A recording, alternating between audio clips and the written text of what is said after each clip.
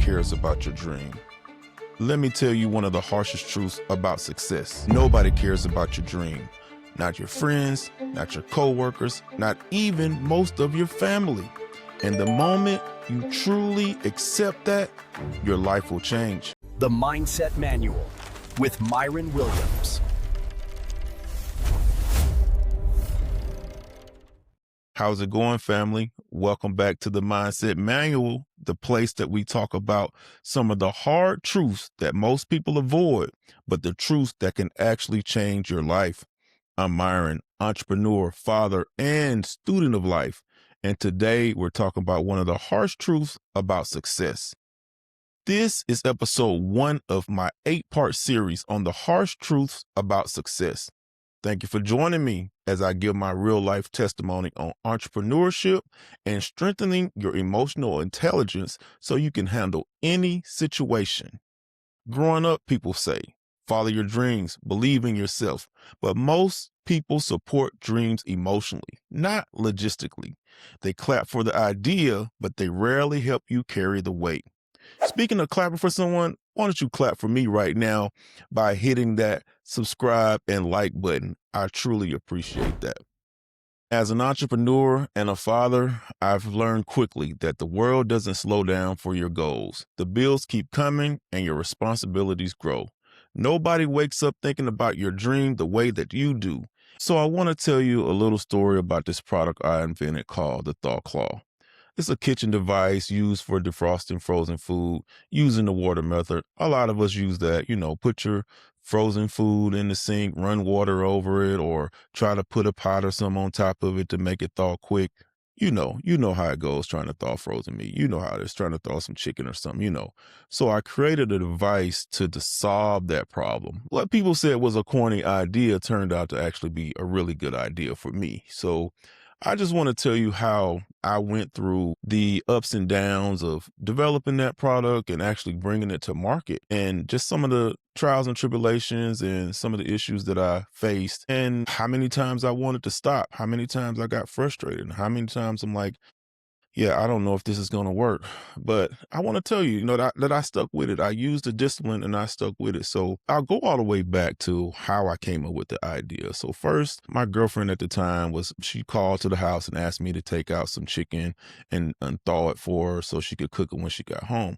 I was on my Xbox playing some 2K or something, some game back then. I was a gamer way back then. And I forgot. I just forgot, by the time she got home, she's like, "Where's the chicken? You didn't take it out." I'm like, "Oh man, my bad. I was on the game. I forgot." But, I said, what if somebody had something for that? Somebody had a device to solve that problem. And, I looked around, I looked online. I didn't find anything for thawing, other than the microwave. Who wants to use the microwave to thaw their meat? That's not safe or sanitary. But, I couldn't find anything. So I was like, what do we do? How do we usually thaw these things? And a lot of people use the water method. A lot of us use the water method. So I'm like, what can I do to keep the meat in the water and make it thaw properly? And so I did some research on the water method and water temperatures and all these different things that brought me to an idea. What if I made a claw that attaches to your sink and then holds the package underwater and thaws quickly? Random idea, right? Yeah, same. I thought the same. So I talked to a couple of my friends about it. I'm like, "Hey man, I'm thinking about making this device to thaw food underwater." And they're like, "Man, that's stupid. Nobody's gonna buy that. You wasting your time. You might as well do something else with your money, man. You wasting your time." So I'm like, I think it's a good idea, man. There's nothing else out there like it. So, I might as well try it, man. Whatever, you're wasting your time. So me being me, the entrepreneur that I am, I'm like, all right, I'm gonna try it. So I didn't know exactly how I was gonna make it. But what I did was one night, me and her were just sitting up, watching TV, and I said, "Man, I got an idea. Let's go to Walmart and buy a bunch of random stuff, and I'm gonna put something together. Use my ingenuity and put something together." So we did. We went to Walmart. I bought a bunch of random stuff and came back and chopped it all up, cut it all up, paste, tape, glue, tried all things type of thing, popsicle sticks and little toy rakes and, suction cup, big suction cups. I tried all type of stuff to try to come up with it. But eventually I came up with something that actually worked. I came up with a claw out of some wires and some metal wires and some tape and a suction cup, and I made this ugly device. But at the end of the day, it held the food underwater and it thawed faster. So I'm like, I got something. I got something. I got something. So now I had to figure out how to make it. How was I going to make it? And that became a little bit of a challenge for first time, person inventing a product. It really became a challenge to figure it out. What was the step? So I put together a little bit of a roadmap. Okay, I'm going to figure out how to get a prototype, an actual prototype, and then find somebody to manufacture it. And then I'm going to put it out and I'm going to be filthy rich. That's how the dream plays out. That's how all of our dreams play out, right? So first step was prototype. I called a bunch of companies trying to find somebody to make a prototype for me. Turns out prototyping is very expensive. It's a very expensive process. They were quoting me 20 and 30,000 to make a prototype, and I wasn't ready to spend that kind of money onto a prototype. So, me being me, I said, what about, I have been seeing on YouTube like 3D printers and reading in the news about how 3D printers were starting to take hold at that time. And, like I said, this was 10, 12 years ago. So 3D printing wasn't where it was now, where everybody has one. Back then, if you had a 3D printer, you were on a different level. But I went ahead and I invested in one. It was maybe like $1,200. I think I ordered from this small 3D printing company, and I learned how to work it. It wasn't really that complicated. They had a lot of, tech to help you learn how to use it. And, I developed I probably made 15, 20 copies of this thaw cloth type of thing, changing the size and the shape of this and the height and all of this and the strength. But eventually, after all that prototyping, I came up with a solid device that actually looked decent and it worked really well. So next thing I was like, okay, I got this. I gave a couple out to a couple friends and they tested it. Hey man, it worked. It actually worked. It works. It works. But they still were like, I don't know if I would buy it though. I don't know if I would buy it. Still your circle, not really being supportive, but they're with you, but they're not with you. Kind of that type of thing, like on the fence. Oh, it might be work, it might not, enough to stray you from being successful. That's what friends do. A lot of them will stray you from being successful. So you have to be careful when you share your ideas with people because they will stop you from getting to the next level. But not me. I kept going and I kept going. So then I started looking for manufacturers. I had my prototype, I had it a working prototype. I started looking for manufacturers and I contacted several manufacturers and met with several manufacturers. And finally I nailed down one. And the guy who was really cool, he was local. And he was like, well, man, where's your patent? Do you have a patent on this or a patent pending or anything? I was like, nah, I don't have a patent. I don't know anything about patents and stuff. He was like, man, you need to get a patent on this. I think this is a really good idea. And that was the first time I really, he's a manufacturer. For him to say it's a really good idea, it made me feel good. Like, okay, he manufactures products. He knows what works and what doesn't. He was like, man, I can actually connect you with the patent attorney who can get this done for you. And he did. He connected me with a great attorney. She was really good, really thorough. She got my patent in just a few months and I was ready to go. So we started the process with him. The process of building a plastic device is not just simple as you think. They have to build a mold, which compresses the plastic and makes your device. And that mold process takes a while. During the molding process, while they were building the mold, I took some of my prototypes and I started making little videos and sharing them on social media for people to see and get their input and their feedback of what they thought about my product. And the reception wasn't that great. There were people laughing and like, oh man, that's stupid. That's not going to do anything. And then, I had some people that, that clapped for me like, oh, that's nice. That's tight. I like that.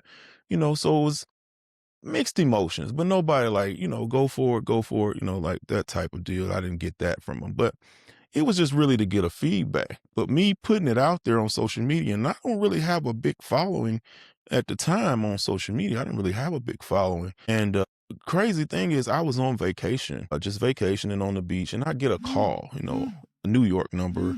I'm like, I don't really know anybody in New York. So I answered it or whatnot, whatever, I answered it. I answer all my calls. I had the same number 30 years. So I answer calls and stuff. It was a person from Good Morning America. Yeah, Good Morning America. They were calling me, and I'm like, huh, this is a joke. Who quit playing on my phone? This is a joke. Why are you calling me? Everybody knows Good Morning America. Why are you calling me? And she's like, you don't believe me? Just, you got the number, call back. And my name is, such and such. Call back and ask for me. I was like, all right, I'll do that.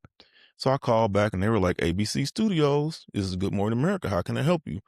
And I said the lady's name and they connected me. I'm like, oh, wow, this is real. She was like, yeah, yeah, we saw your product online and we want to invite you to come do a new segment that we have called Shark Tank Your Life with Lori Greiner from the actual Shark Tank show. And I'm like, really? Me, I'm just a local guy just doing my thing. She said, we know, that's why we want you. We're looking for people like you, innovators with new products, and we want to put you on the show. It was, I was blown away. But long story short, they flew me out to New York. I did the show. It turned out great. I met Lori, got a lot of advice from her, and things went great. Fast forward, I got my website up. I started getting sales from that, and we started moving along. Well, I jumped ahead. We started getting sales. They were pre-sales because the product wasn't actually made yet. The manufacturer was still working on getting the product out.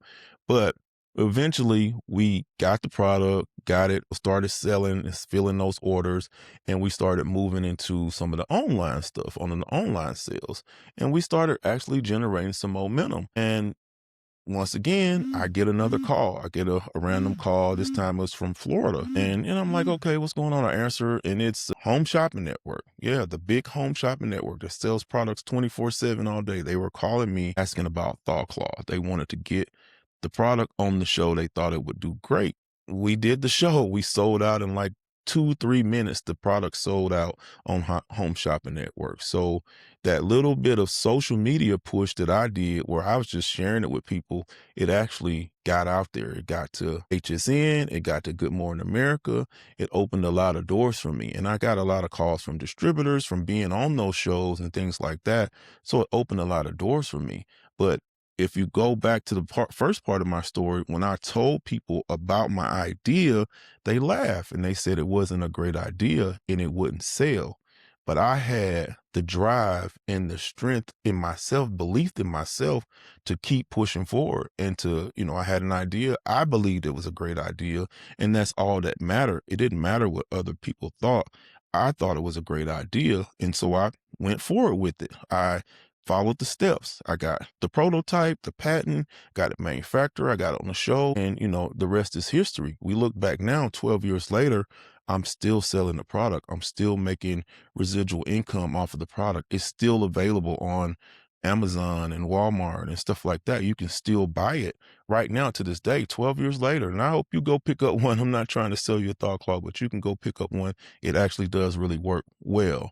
I'll put the link in the description on this video so you can go pick up one. But yeah, it really works great. Point of my story is I didn't allow people to distract me from my goal.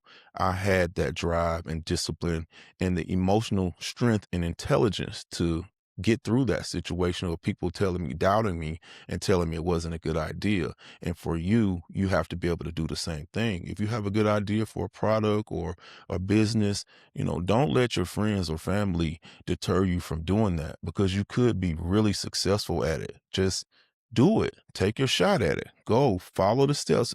Put out a timeline or a list of steps that you're going to take and define it, a business plan, and execute it and stick to it, and you will be successful. So that was one of my life experiences. I just wanted to share that story with you because that was like my first big product and it did well for me. But I want you to always remember your dream, it belongs to you, which means the responsibility also belongs to you. I used to get upset because I watched people that call themselves my friends celebrating people that they barely know for having success. But now I don't need their flowers. I can buy my own in any color and any scent that I want. So what did we learn today? What did we learn? Nobody cares about your dreams. It's not a curse. It's freedom. It's freedom to create anything you want without judgment. It's the freedom to not be influenced by what anyone else thinks. I've learned to paint my own dreams without sharing my ideas or plans with anyone. Why allow anyone to douse water on your flame? Follow your dreams and work hard to accomplish them. I'm living proof that dreams can and do come true. Guys, honestly, I can go on forever, but let's wrap this episode up and pick up on the next one, episode 2, where I'm going to discuss how discipline beats motivation. Thank you guys for watching and sharing this journey with me on the Mindset Manual. If you haven't already, hit that like and subscribe button. I would really appreciate you clapping for me by doing so. And if you know anyone that needs to hear my testimony, please share this video with them. So until next time, stay focused, stay balanced, and keep practicing that emotional intelligence. The Mindset Manual with Myron Williams.